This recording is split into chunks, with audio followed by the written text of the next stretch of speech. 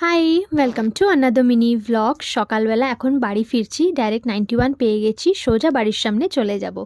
আজকে রেড অ্যালার্টও ছিল যে আজকে বৃষ্টি হবে, লেটস সি কী হয় রাত্রেবেলা, সেইভাবে প্ল্যানিং করব। বাড়ি এসে ঘুম থেকে উঠে কি খাবো সেটাই চিন্তা হয় নাইট শিফটের সময়। ভাবলাম আজকে ওটস অমলেট বানিয়ে নিই, একদম ইজি।